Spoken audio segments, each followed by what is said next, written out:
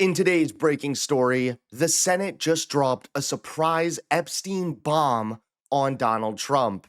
That's right. If you thought your day was bad, just be thankful you're not the president. How's it going, everybody? Hunter Avalone here with Occupy Democrats. Welcome back to another video. Now, Donald Trump is a nightmare, and he promised us a great economy. However, this is not the case. Trump's economy sucks. Last month, the jobs report was so bad that Donald Trump felt compelled to fire the head of the Bureau of Labor Statistics to distract from how bad the report was. This month, the report was equally horrible because it turns out when you fire the head of BLS, that doesn't actually change the rules of math. And as Chairman Aguilar said, unemployment increased and jobs wildly missed expectations in terms of job growth. You then have inflation continue to rise, and you had core CPI last month being quite high, and then certain categories within the economy even exceeding inflation, such as electricity prices. And then you add to that what we learned this week, that the New York Fed survey of worker confidence in getting a new job was the lowest ever in the history of its survey. Now is exactly the wrong time to increase healthcare costs, and that's what Trump and Republicans are doing. Their big, ugly bill not only slashes Medicaid and is going to throw off 15 million people off health care, it also, the way it's written, is going to cause $500 billion in Medicare cuts.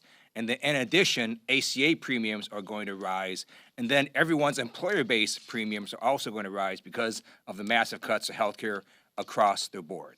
So we're urging Trump and Republicans to reverse course, to focus on reducing prices, and to reverse the devastating healthcare cuts that they put in. But at the center of all of this controversy is the one thing that Donald Trump desperately wants everyone to forget about: his long-running ties to Jeffrey Epstein. However, this scandal is really only getting bigger and bigger, more and more out of control. Congressman, I want to show the Trump signatures back to back, the one on this letter as well as others that were his signature around that same time. They appear to match. What do you make of the reaction we just played?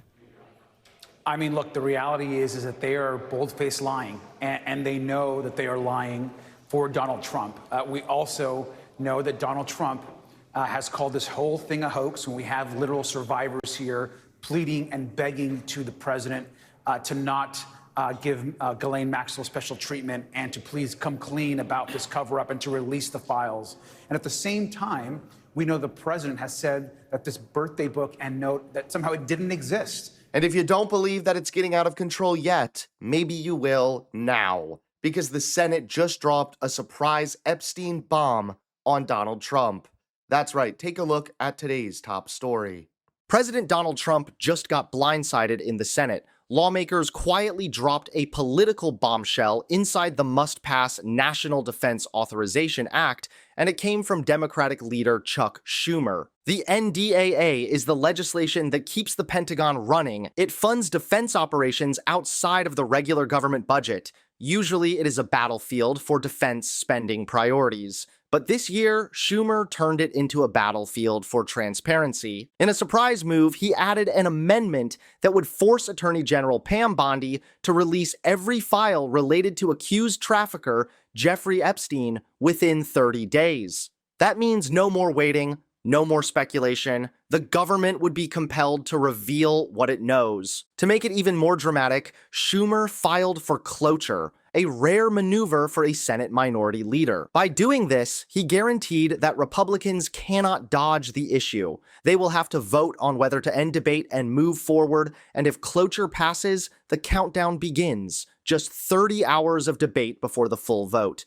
Capitol Hill reporters were stunned.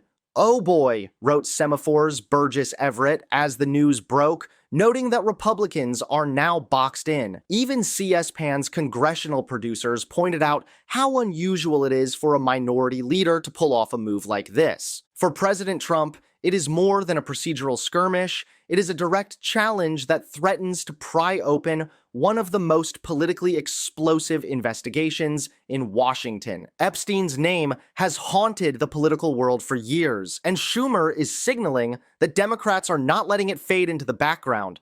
Just a few minutes ago, I filed an amendment that would require the Attorney General to release all the Epstein files, and Republicans are going to have to vote on it. We're going to keep fighting until these files are fully released. Thanks so much for watching. Please click that like button and subscribe to Occupy Democrats so that you can stay informed and help us stop Donald Trump.